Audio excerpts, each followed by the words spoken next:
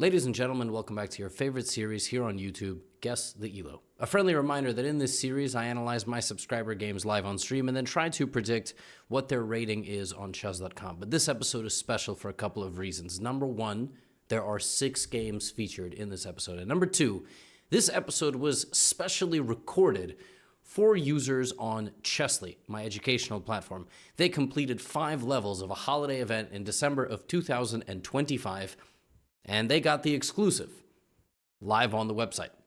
I'm uploading it here because it was also very entertaining. It was quite educational at certain points, but they got the first peek. And if you participated in the challenge, shout out to you, you're amazing.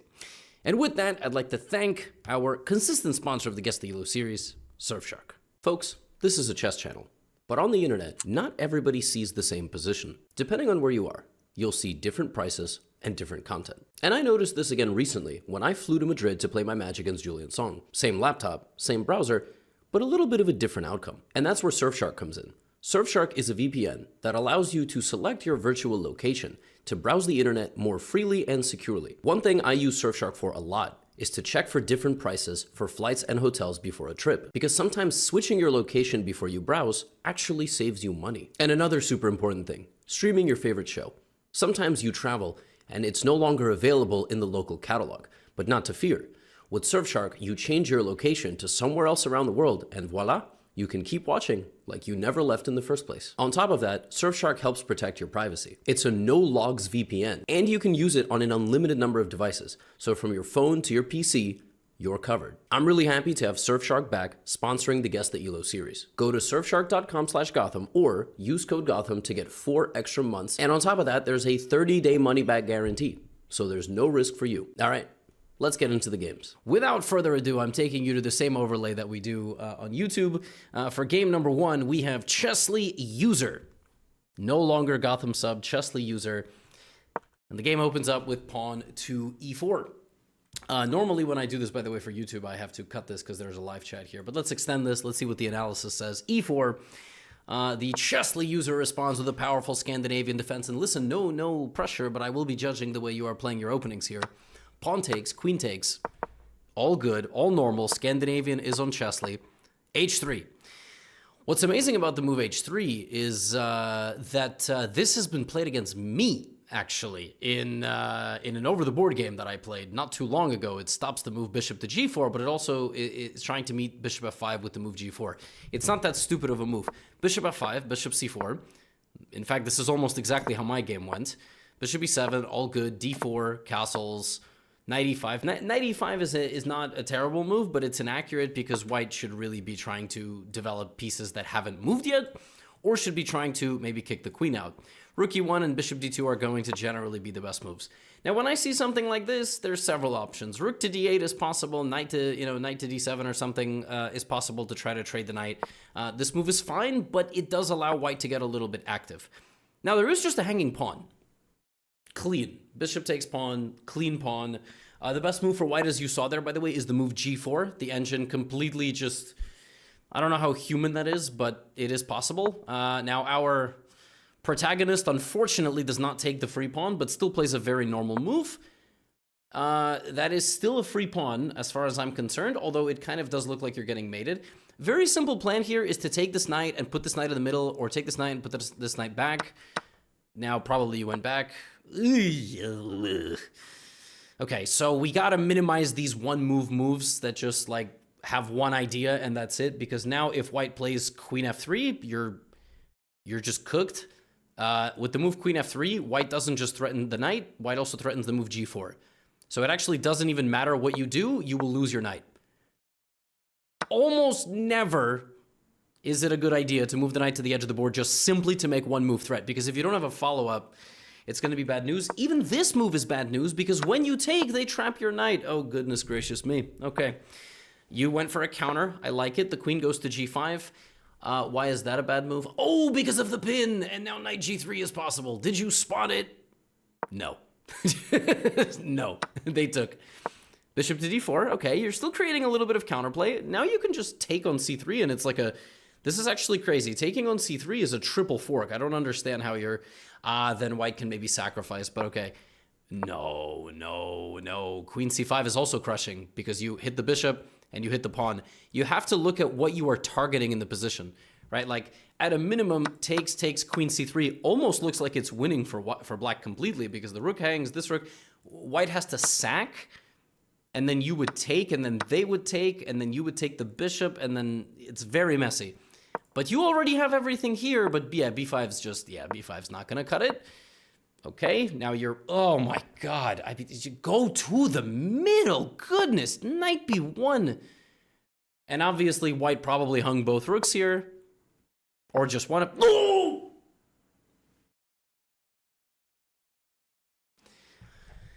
Oh my gosh, oh my, how did you, oh man. I mean, they do say instead of taking a free rook and basically mating your opponent, you should threaten to take a free rook. Okay. Now you are losing. Now, again, as I always say, it's guess the elo, so probably you're going to win. Okay, good defending. Nice, actually very good counterplay here. Very good counterplay. The b-pawn's a problem, and actually your king is totally safe now. White got blockaded. You have to be very careful. Now you're just losing with white. Here, everything is... Oh my gosh. I mean, guys, you have to sense the moment. Queen e6 check, you hide the king, you gotta take the pawn that's holding together the whole white position.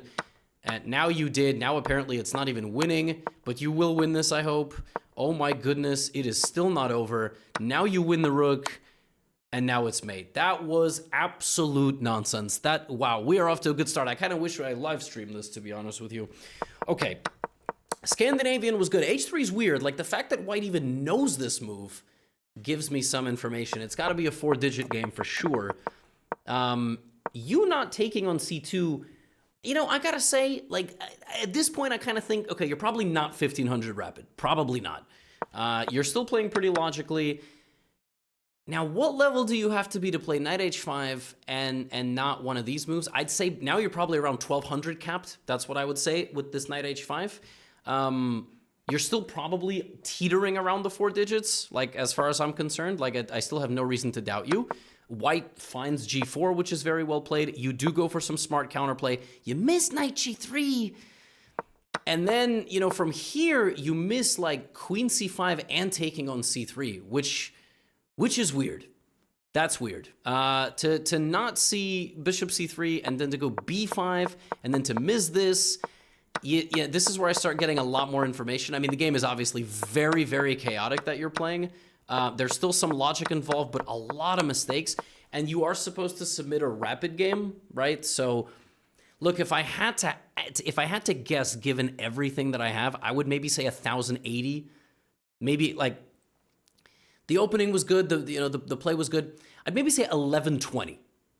1120 is what I would say. You could be a high 900, but then I think you actually both played pretty decently. But you made so many, like, you missed some stuff. You did miss some stuff.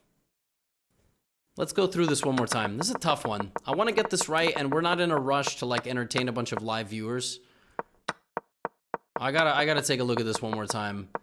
I think I have to go with low 1000, high 900, because I do think you made some. Oh man, you made logical moves, but you made a lot of mistakes. That's why this is guess the elo. This is hard. I'm gonna say 1050. That's my guess.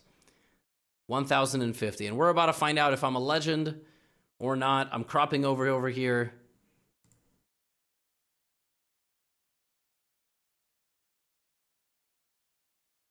Oh my goodness. 1600 rapid? Oh, I actually do wish we filmed this. Oh my... That's the same game. How did you...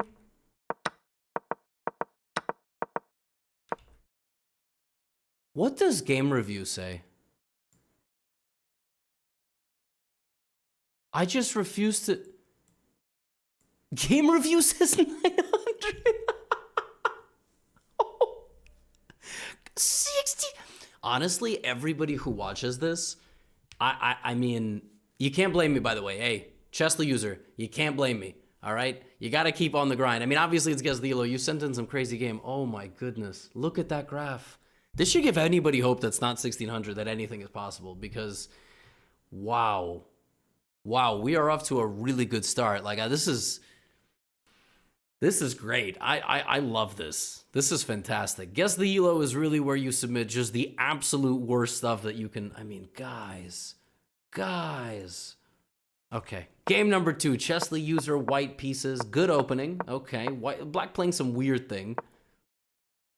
People who play weird openings are generally pretty strong. Like, weird openings that at least make sense. Black is playing the Black Lion. I think this is what this is called. Yeah, knight f8. This is called the Black Lion. Wow. White playing a4 to stop b5 is like at least 1800. Literally, already. Rook e1, knight g6. The knight going back to h2. I can't really explain this, but I guess you're just trying to trade knights. Okay, you trade the knights. Incredible. f3 now. Ooh. I would play here because you stop f5 and you keep the spike. Whereas if you go here, now black can very quickly create counterplay. Okay, yeah, or you're going to lose your pawn. No, c5 is okay. Very close position. That move is... Okay, bishop g4 is really weird. I mean, up to this point, you played really well. f6 now by black would just liberate this whole side of the board. Bishop g4 doesn't make any sense because it actually helps white advance and then start an attack. Obviously, white is not going to play... What the f... Black just decided that... This was like the penguin. You know that recent meme of the penguin who just walks off? This is the penguin. I mean, the penguin just got... Why did you do this? Oh my goodness. Yeah, now you're just losing. Now you are just losing. Okay, there's a little counterplay here. I gotta just king e2. Just king e2 and put the rooks and you win. Yeah, it's over. King d2. Great game by white. Really nice game. I would go queen h4 here. This is by far the cleanest. Excellent. And this is over. Okay, now what you need to do is you need to come trade off this knight. That's really the problem. That your knight is not doing anything anymore. Wow, I mean, that's good. Wow. And now you win with no problems, right? Okay, a little, yeah, what are we, why? Just take the pawn. Take the pawn and play b3. Just don't allow any counterplay. Oh, no. What? What? Okay, rook f1, it's mate. They have a knight check. Rook h5. Ah, nice, nice. I like when you guys submit games where you sacrifice rooks because you think it'll make me happy. It does make me happy. That's a very nice mate, rook h5. It obviously shows, okay, this is, if anything, this is a 1600 level game. No, I mean, like, black obviously knew the opening very well. Knight h2 is really high level. It's not a very excellent move, but it's clearly high level. And then, you know, queen c8 trying to attack. Now here, things got a little weird. Like, bishop g4, bishop h... I think you have to lose a bunch of rating off of the estimate for the way you played that. But then after this, you know, the counterplay was really good. Everything you did was very logical. Okay, look, this maneuver to bring the knight back is just fantastic. I think the counterplay that you allowed was very weird. Maybe this was just poor technique and you just thought you were winning, but you gave black way more than black deserved in this position. Like here, if black had ran backwards instead of forward, black actually has very legitimate chances to come back in this game. So what do I estimate the rating of black for this maneuver? Bishop g4, bishop h5. And then to still find the tactics at the end and the conversion, I would say like 1400. I would say like it's not impossible to come up with moves like knight h2. Yeah, I mean, like how can I possibly evaluate black any higher when black played bishop g4 and bishop h5? And then I think you allowed way too much counterplay. So I'm going to say like 1400. That's going to be my guess for this one. We go to the big screen. This is our previous game. Amazing game. I say 1400. Guys, what on earth? Guys. Guys.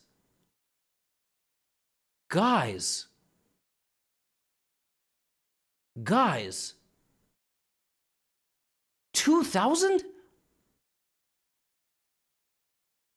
Both of my guesses have been off by 600 points to start this episode. Guys, no way. Okay, we gotta game review this. Guys, no way. I mean, what? White is 2450? White is 2450. And you voluntarily just lose your own bishop. I mean, this is crazy. Okay, first of all, I would like to apologize to the Chesley user. Because I really thought that, like, you played really well. You heard me say in the beginning, like, knight h2, I thought you played really well. But then I thought you were a little bit lazy with the counterplay. Yo, Peter, you're a good player. But when your opponent in the middle of a game just gives you the, like, why did he give you the light squared bishop? Everything in black's position points to playing the move f6. I mean, any 2000 should just play the move f6 or f5. And why did... Peter, you're great, honestly. Like, I didn't think you were 1400. I thought, if anything, you were a 1400 who overperformed. Okay, this is incredible. I mean, the first two games have just been... You guys are really tricking me here, man. This is insane. Those were probably two of the worst guesses that I've ever had back to back. I'm a little bit spooked. I'm not gonna lie to you.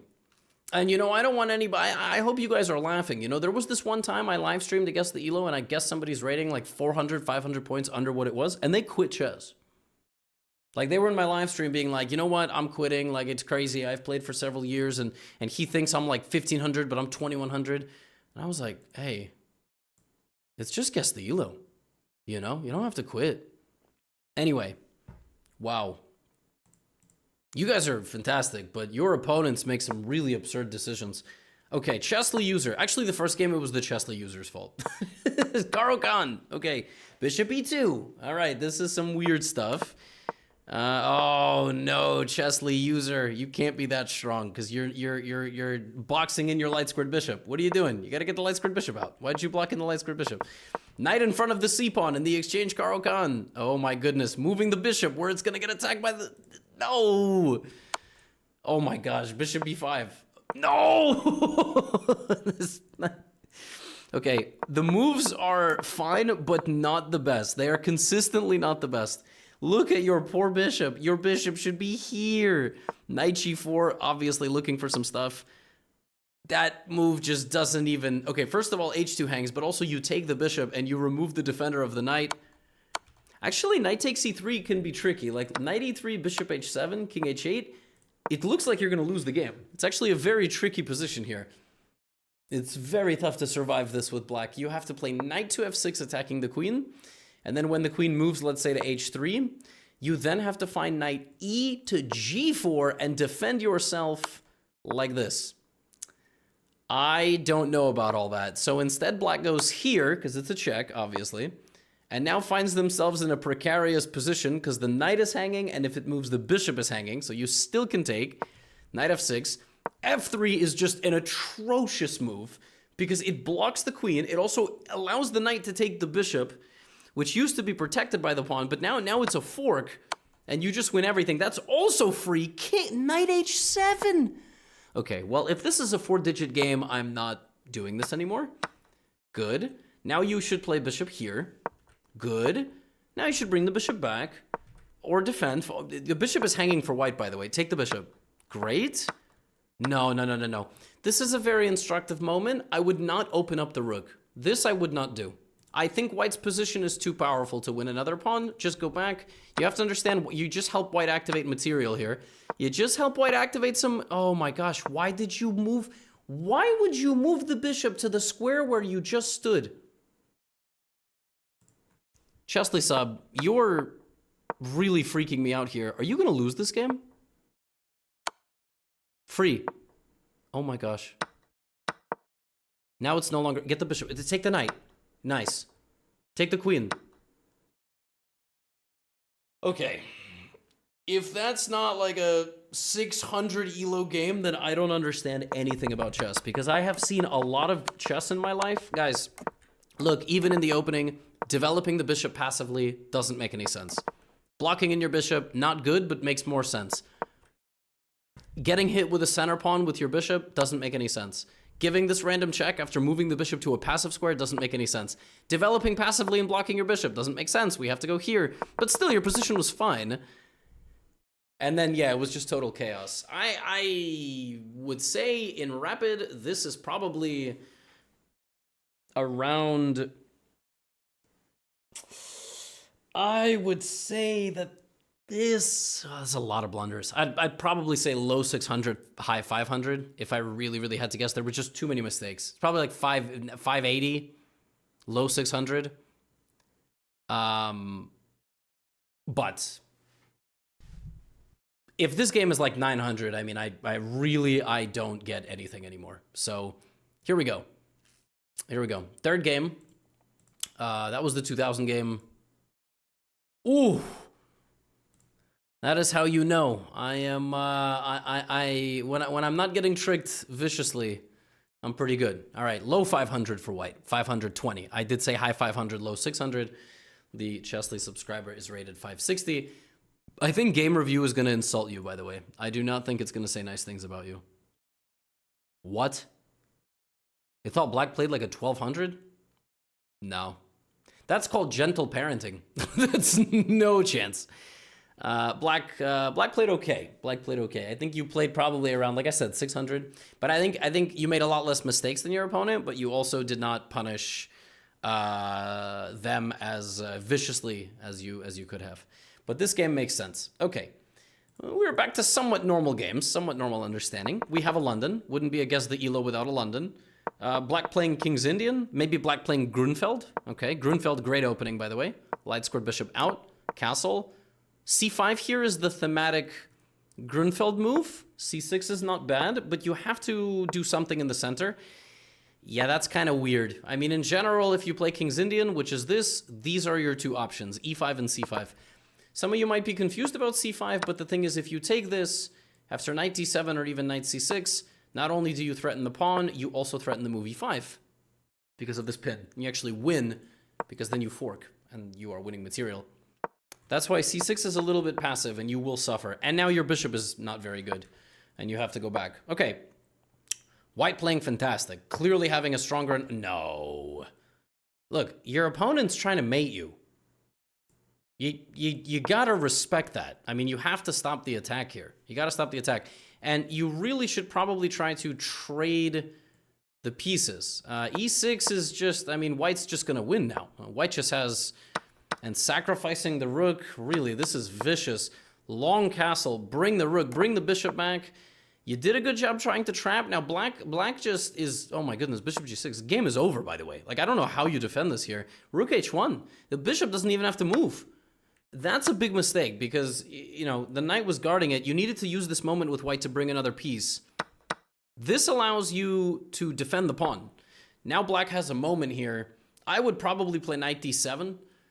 Just have to make sure that move doesn't lose anything. Knight d7 takes. Yeah, if the attack is led by the rook, there is no danger. If the attack is led by the queen, there is more danger. But rook h1. Okay, bishop f6. Don't like this move. I don't like this move because you've done nothing to the position. I would like you to get another defender in the game. I mean, at least, you know. Now white just builds the attack. Queen d1 was even stronger. Yeah, queen d1 now. Okay, you're just in time. Oh, no. Now was the moment. You probably needed to run away. Even if you're going to lose the rook, I'd be very scared here. I would be very scared. I mean, knight here is coming. You're doing a decent job defending yourself. I would sack the queen.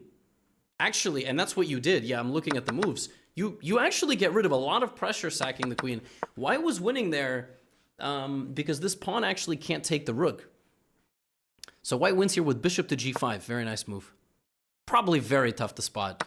And the point is that after this, you take, and queen h4 is unstoppable. And this is why you really shouldn't get the king stuck on the side of the board. That's really the issue. In this game, though, you probably... Oh, that's it. And suddenly there are no more pieces to attack with, right? You bring the rook. Okay, you got to bring the other rook. White is still winning, though, because white's going to... Queen d3, white is trying, but can't find the way, and nice, you take the knight. You take the knight and you're winning because you have rook h1 and rook f2. Rook h1 and rook f2! Oh, Wow. Okay, obviously a 4-digit game. This is clearly a 4-digit game. The question is, how 4-digit is it? Black playing some opening and then c6, and white was very solid. Clearly like 1500 level. b5, white noticing that they can avoid this and then start an attack. Super, super strong play by white. Black responding. I mean, e6 is weird. E6 is weird. It's a weird move. To not sense the danger here. Okay, it's just one move, but, and then white playing excellent, getting in, f5, bishop g6. Maybe not realizing here that, bishop e8 is possible. That rook h1, sorry, is possible. Rook h3 is weird. Like, probably you have to play... If white is like 1800, I think white does play queen d1. So... But then king h7, and then everything you did, it looks like everything you did was good. Misevaluating this position does make a lot of sense. And the queen sacrifice by black was actually very smart. So if I had to put a number on this game, with how well white played in the opening, white actually played very well, just at the end kind of came up short. Black played really weird in the beginning and allowed a massive attack for no reason, but then fought back and got out of it. I would say like 1600. I think the quality of this game was quite high. And I think white just got unlucky in the end. Like, I think basically at this point, white was pretty burnt out and kept trying to attack and just didn't even realize that, like, they're mated out of nowhere. Like, the way the game ended, I think it ended like it was a 12 or 1300 level game. Because you kind of just, this is a very weird thing to blunder. So if I had to guess, I would say like 1630 maybe? 1590? 1590 to 1630 is my guess. I think it's a high 1500, low 1600 game. Very nice game. It was a high-level game. I think black played quite poorly in the opening, and if you're going to play the Grunfeld, you have to get faster counterplay. I think you just played too passively, Chesley user. And then, you did a good job defending. You didn't get mated, so let's see. There we go. There we go. Yes. Oh my goodness. I love making guesses like that. I said 1590. 1572 is the player with black. Very well done. Very well played. Look at you. I think Game Review is going to excel you. You're like 1800 probably. I'm so good at this. Minus the first two guesses. I mean, those two guesses were clearly thrown in there to trip me up, but that's a nice guess. I'm very proud of that one. I said 1590. All right, we got 2 and 2. We're looking pretty good. We are looking pretty good. All right, we got 2 more games. Normally there's only one, but it's Guess the Elo on Chesley, so we had to give you a nice little bonus episode. Here we go. In this game, Chesley user with the white pieces plays... Okay, well...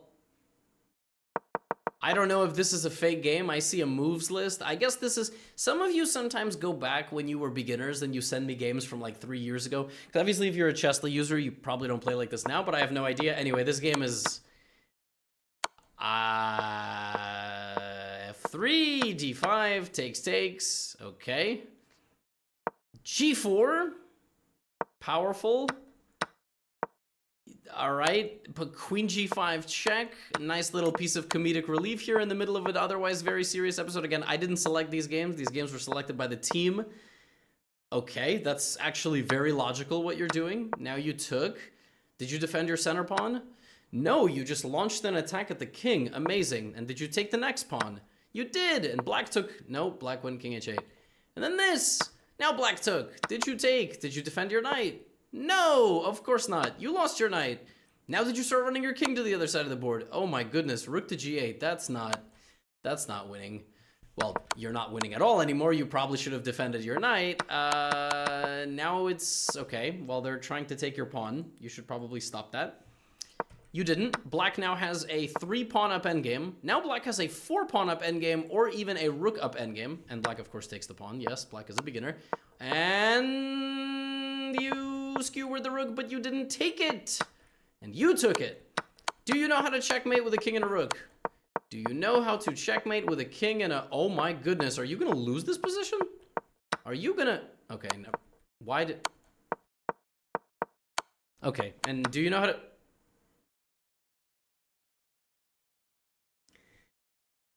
Okay, well...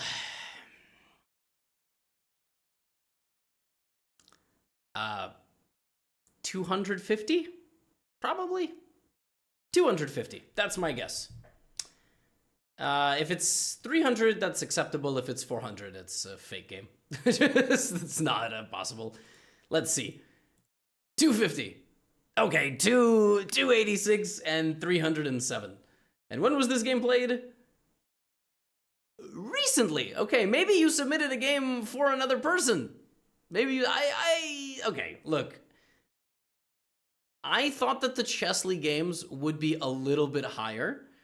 But if you're actually a Chessly user, the good news is you can learn openings on Chessly. Look, the opening, what are we, you gotta watch the slow run. I'm doing a slow run on YouTube. You gotta watch the slow run. You gotta imitate the openings I play in the slow run. You can't be playing the way you're doing here. Your king should not be out in the open. That's why I'm not sure this is the Chessly user themselves submitting this. If it is, the good news is you have a lot more to grow. I actually like how you played here. You played pretty normally, but then here, you got to defend your knight. You're losing your knight. So, okay. Final game. This game, Chessly user is with white. I'm already looking at the opening, and it's a weird one. It's a London, but black plays whatever this is, right? So this is very original. This is something that advanced beginners and intermediate players do. They just kind of play their own way. I'm going to get a lot of information right here. So white plays like this, and black plays knight c6.